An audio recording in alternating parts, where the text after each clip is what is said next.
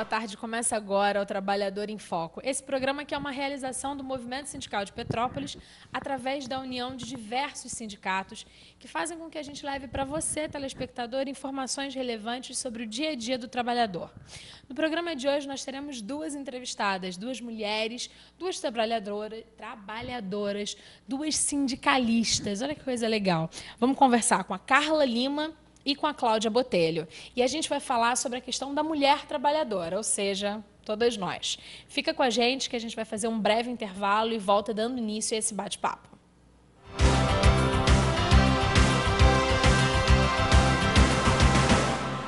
A PPO existe há mais de 20 anos e se dedica à assistência de pacientes com câncer e seus familiares, através da doação de cestas básicas, perucas e medicamentos de suporte, além da realização de eventos beneficentes e educativos para a população. A Casa de Apoio vai receber pacientes e acompanhantes de toda a região e oferecer acolhimento, alimentação, lazer dirigido e muito mais. Faça parte desse sonho, seja voluntário ou contribuinte e atenda a nossa equipe de telemarketing. Ajude você também!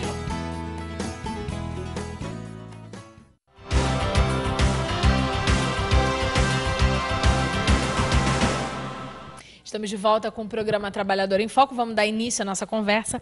Boa tarde, meninas. Boa tarde, Boa Carla. tarde. Prazer recebê-las. A gente já tentou agendar várias vezes, atrasa, adianta. Enfim, chegou o nosso dia. É verdade. Chegou.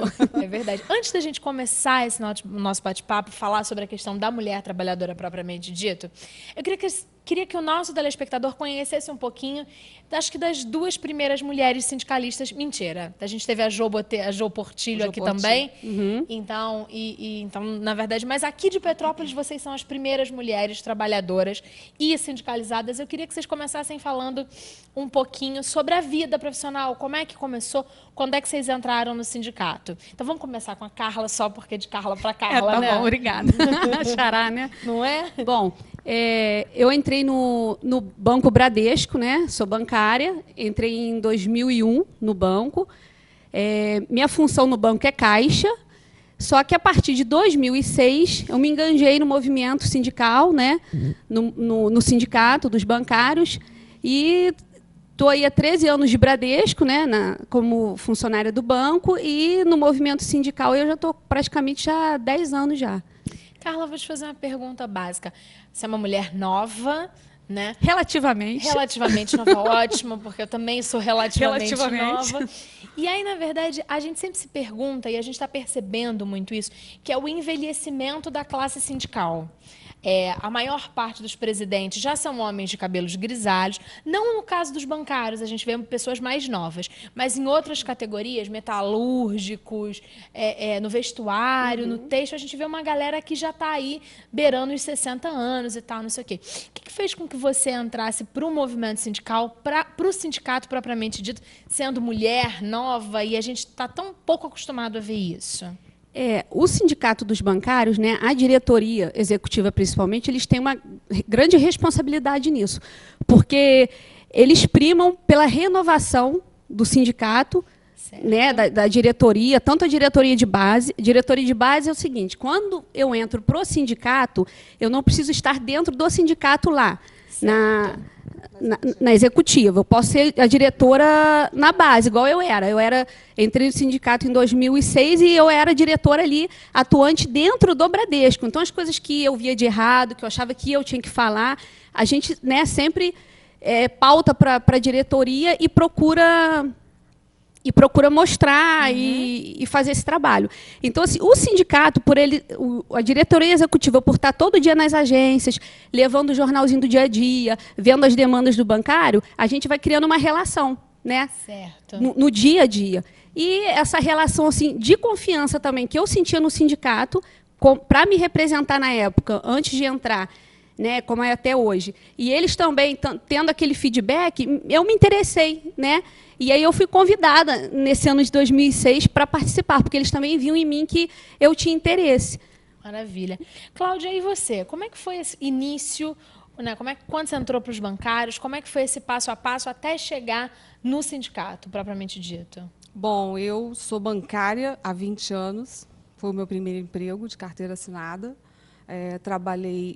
comecei como Bamerindos, depois a HSBC incorporou, né? Que hoje é a HSBC. Mesmo caso da Carlinha, né? O pessoal da diretoria vê muito o perfil de cada um nas agências, aquelas pessoas que realmente brigam por qualidade de vida dentro das agências bancárias, que hoje são muitas as dificuldades dentro de uma agência bancária, pode não parecer, mas tem muitas, né? E eles me convidaram, tem mais ou menos uns 7 anos que eu faço parte da diretoria, também ficava na diretoria de base, porque eu ficava dentro da agência, até que o Luiz Cláudio, que na época era presidente, me convidou para participar da executiva, que é ficar realmente ali, participando junto com eles mais ativamente, né, do trabalho do sindicato. Né? Então, voltando um pouquinho lá para o banco, né, para a área do trabalho no bancário, propriamente dito. Como é que é a questão da mulher trabalhadora dentro da área bancária? Ainda tem preconceito? Nós mulheres, ainda somos minoria? Na comunicação, por exemplo, hoje nós já estamos equiparados, em alguns estados já somos maioria na prática do jornalismo.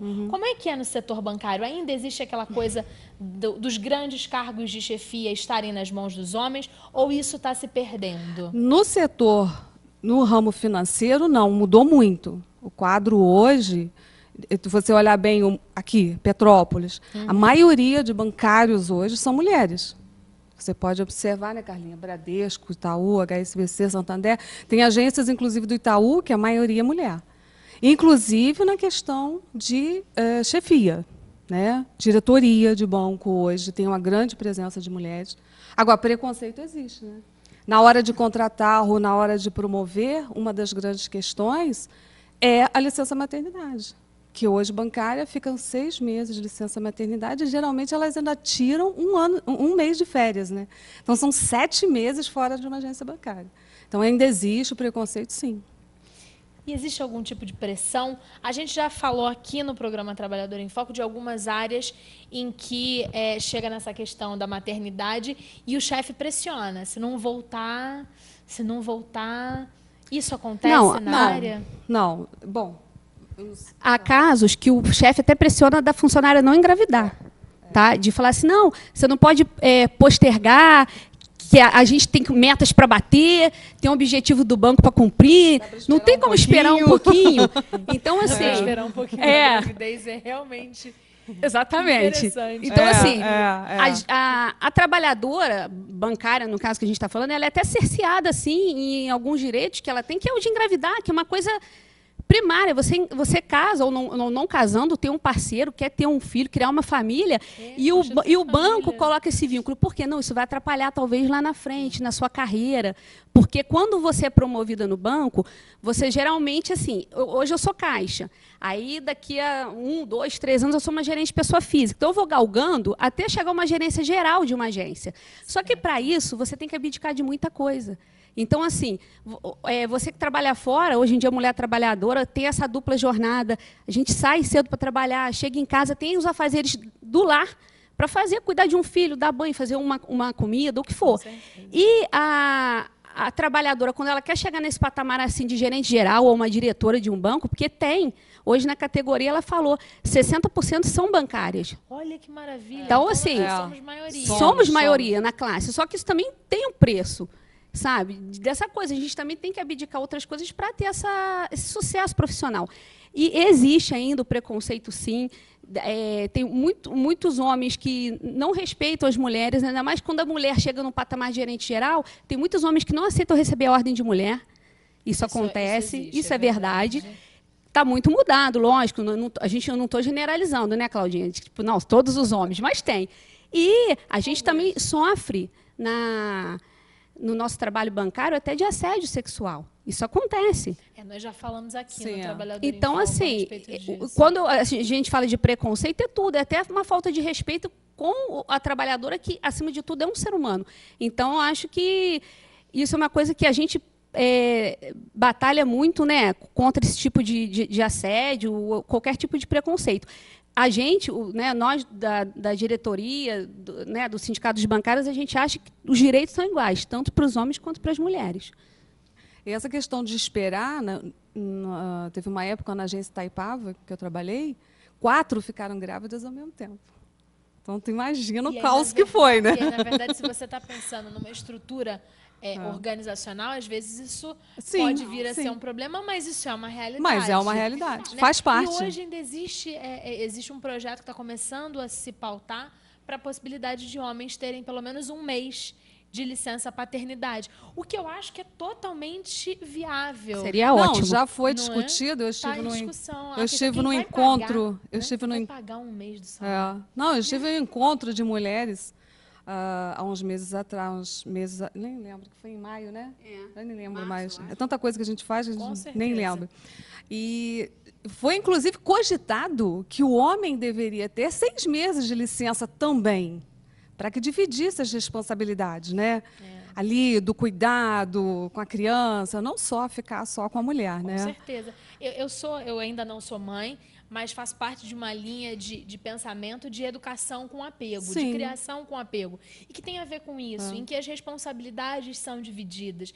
Porque, na verdade, eu acho que a questão da sociedade, isso é uma posição muito de Carla, pessoa física, né? Não é nem Carla, pessoa jurídica, nem a profissional. Mas a Carla, pessoa mesmo. Eu acho que, assim, quando o meu marido colabora com a casa, quando lava a louça, quando cozinha, quando põe a roupa no varal, ele não está ajudando. Eu acho que, na verdade, ele está fazendo a parte dele naquele espaço coletivo. Não é um favor para você, é um trabalho coletivo. É um trabalho coletivo. Então, pelo menos na minha casa, eu tenho maior alegria de dizer que, por exemplo, que nós vivemos juntos em parceria.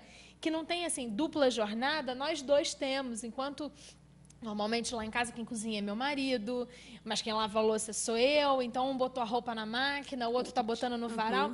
Isso, na verdade, seria muito interessante se fosse também no processo da maternidade. E aí, talvez o preconceito de que a mulher é um problema quando engravida também fosse acabar. Exatamente. Porque todo mundo vai ter os direitos equiparados nesse sentido da gestação e do nascimento, né? Mas é isso, Carla, que se busca com a igualdade. Quando nós falamos de igualdade, né? O que nós queremos é igualdade de oportunidade, é uma disputa intelectual. Muitos confundem, né, aquela questão, a mulher quer ser igual ao homem. Jamais a mulher quer ser igual ao homem, até porque cada um tem a sua essência. Tem a sua essência, tem o biotipo. Entendeu? Então, o que você compartilha hoje com seu marido é o que se busca no geral. É a união de tarefas, sim, por que não, né? Por que não? Mas por isso que hoje, graças a Deus, muitos pais ensinam seus filhos homens também a cozinhar, sim, a lavar uma roupa, sim, porque daqui a pouco eles vão para uma faculdade longe, onde vão ter necessidade de fazer isso. E com isso, quando se casarem, também vão ajudar suas esposas em casa. E isso é muito legal. Vai ter mulheres trabalhadoras que não vão estar mais tão desesperadas Exatamente. com as cargas horárias. Isso mesmo. Porque também vão ter mais descanso quando chegam em casa. Exatamente. Se a mentalidade mudar com o tempo, né? Aí... Essa nova geração vem aí para ajudar. Exatamente, mas muito se fala sobre mudar a mentalidade da sociedade, mas a maior parte das mães continua educando os filhos para não fazerem. Vira um ciclo vicioso complexo. Exatamente. Né? Mas essas mães mais novas, modernas, hoje, eu tenho minha própria irmã lá que ensina sim e mostra para ele que é importante, porque mais tarde ele vai precisar ajudar a esposa dele. Então, isso é muito importante. Maravilha. Porque eles já crescem com outra mentalidade. Com certeza. A gente vai fazer um breve intervalo nesse bate-papo e volta daqui a pouquinho, dando continuidade, falando da questão da mulher trabalhadora, com as suas cargas múltiplas, com as várias funções, com os preconceitos e com o crescimento da mulher na área bancária. Fica com a gente que a gente volta daqui a pouquinho.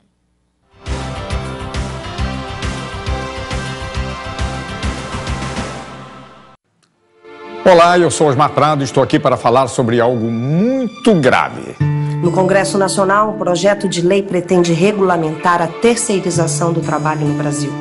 Imagine a escola dos seus filhos sem professores, hospitais sem médicos e enfermeiros, uma construtora sem operários. Todos substituídos por profissionais com menos direitos e garantias. A terceirização se dá quando o trabalho de alguém é vendido por um intermediário que lucra com isso. O projeto pretende autorizar essa prática de forma generalizada. O resultado será prejudicial a todos os brasileiros, pois os trabalhadores perderão direitos e garantias conquistados com anos de lutas. A proposta traz benefícios apenas para os empresários que usarão a mão de obra com custo baixo. Basta lembrar que os maiores índices de acidentes de trabalho que hoje ocorrem no Brasil atingem os trabalhadores terceirizados. Caso ocorra a aprovação desse projeto, teremos redução dos atuais salários e empresas sem empregados, pois todos serão terceirizados. A terceirização existe para que a produção fique mais barata, o que pode acobertar o trabalho escravo no Brasil. Não podemos permitir que poucos ganhem com o trabalho de milhões. Esse é o Brasil que você quer para as futuras gerações? Eu digo não. Eu digo não. Eu digo não. Não para a terceirização do trabalho. E você?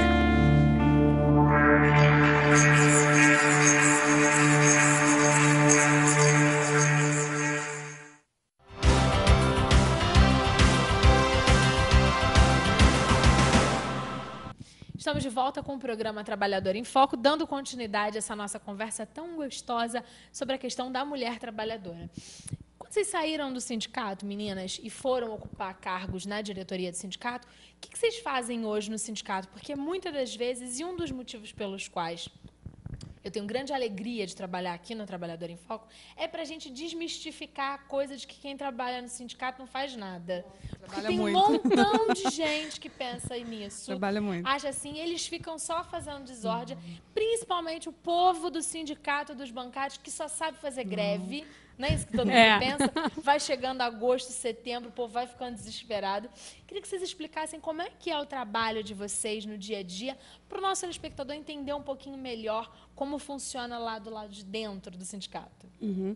Bom, o sindicato, assim, a gente tem muita demanda, né? Por mais que as pessoas pensem que não, que o sindicalista não faz nada, que o sindicalista não trabalha, a gente todo dia tem a preocupação, a diretoria executiva toda, de ir nas agências para entregar o jornal dia a dia, que são assuntos pertinentes à classe, trabalhadora, à categoria, coisas até que abrange nacionalmente, não só o bancário, tipo problemas da política, coisas que o sindicato se envolve, né, por ser um sindicato também que pauta está no movimento social, né, dessa parte de sindicato cidadão, né, esse trabalho que o sindicato gosta de fazer.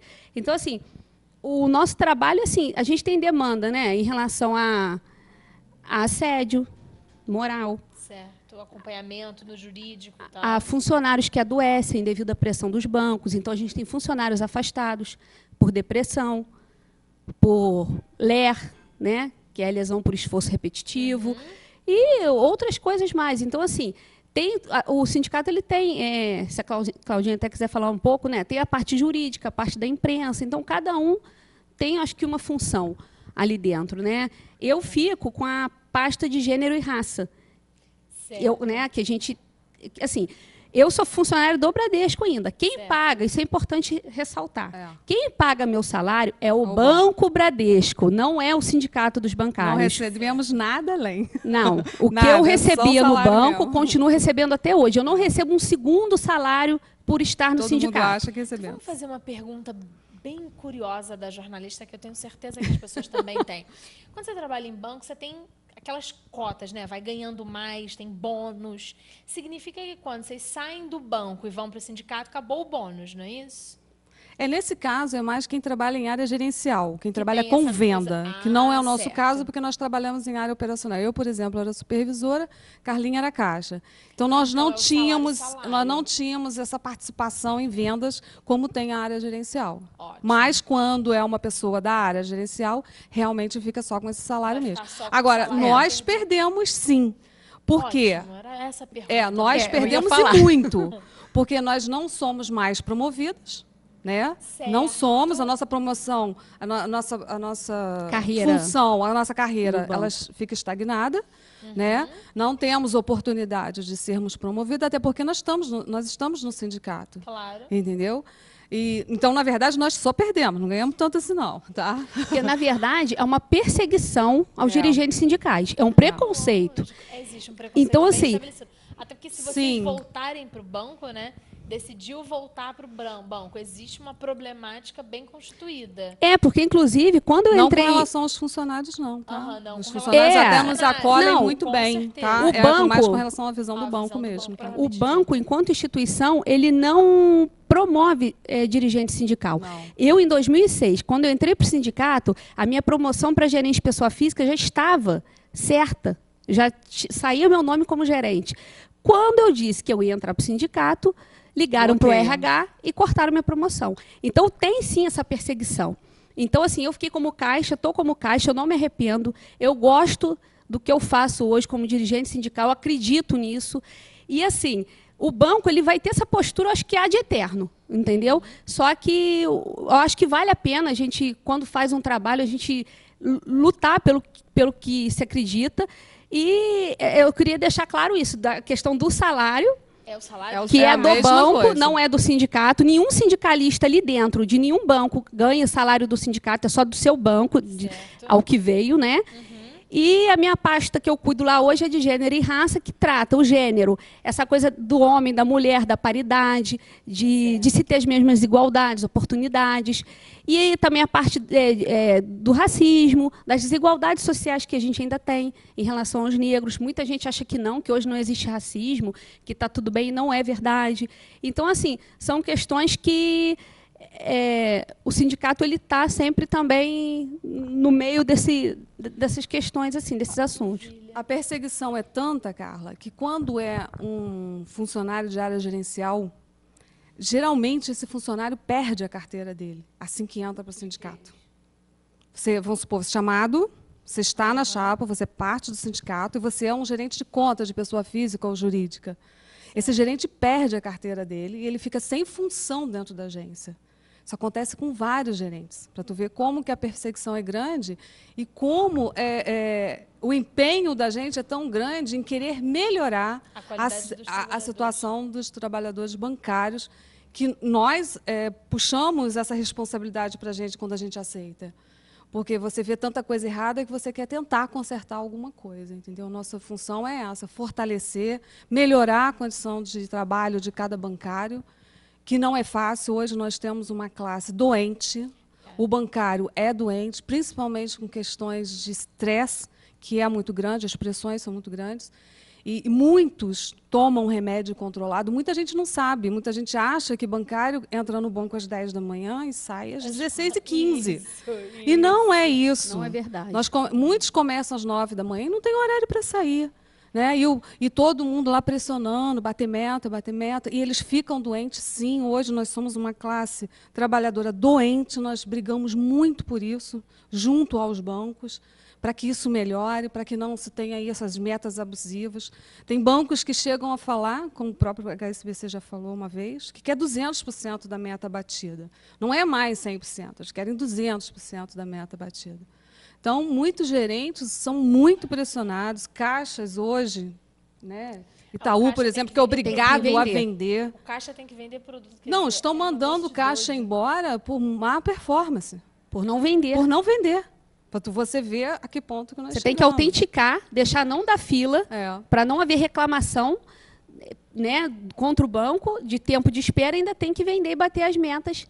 E se esse não bater a meta dele, ele é mandado embora. E ele é analisado por isso, né? Entendeu? Então ele pode perder o emprego a qualquer momento. É um trabalho hoje que você não tem estabilidade, assim, nunca se teve, ainda mais nos privados. No público você ainda tem estabilidade, mas ainda tem a pressão também hoje nos públicos por venda. Não é uma maravilha também, não. Caixa, Econômica, tem a mesma Banco pressão do Brasil. Hoje, não é mais como era antigamente, aquela coisa tranquila. Maravilha. Meninas, a gente está chegando no final do programa, falta pouquinho tempo para acabar. Queria que vocês fizessem as considerações finais a respeito de quem quiser obter mais informações, que é bancário, mas que ainda não pensou, ou de outras categorias, como é que pode fazer para poder ter mais informações sobre a questão do trabalho sindical? Bom, nós temos o nosso site, né, que é o citbancariospetropolis@gmail.com. É o e-mail, né? O nosso e-mail. E hoje existe uma gama de informações, né, em internet, em Facebook. Hoje, por exemplo... O Sindicato dos Bancários também tem uma fanpage no Facebook, né? Temos no nosso Face. Maravilha, é só procurar Sindicato dos Bancários Petrópolis, consegue encontrar. Tem uma logomarca, a logomarca deles é assim, ó, dessa cor assim, vinho. Isso. Inclusive uma logomarca nova. Bonita, nova, muito bonita. Visual bem interessante. Hoje, inclusive, a bancada feminista parlamentar, que são 53 31 deputadas e 13 senadoras. Elas lutam hoje para que haja 30% de mulheres no parlamento. Maravilha. Então, isso é importante porque nós precisamos estar lá na política, sim, colocar o nosso dedinho lá para ver se as coisas melhoram. Um dedo de cuidado, um dedo de carinho. É bom. Não é verdade? Um dedo um tanto quanto mais maternal. Isso aí. Muito obrigada, meninas, pela participação. Foi um prazer, viu? Não doeu. Não. Nossa conversa aqui é sempre muito gostosa. Eu tenho certeza que a gente também conseguiu levar informações importantes para você, mulher, para você dividir suas tarefas de casa, para pensar que o trabalho tem que ser coletivizado. E espero vocês na próxima semana para a gente trabalhar mais um assunto importante, relevante, sobre o dia a dia do trabalhador. Lembrando, o próximo programa, um tema super importante. A gente vai receber aqui no Trabalhador em Foco a Roberta Conte, lá do Grupo de Apoio à Família e à Adoção. Você tem que estar com a gente. Na próxima quinta-feira, 3h30 da tarde. Esse programa reprisado essa semana que vem, terça-feira, 8 horas da noite. Muito obrigada e até a próxima semana.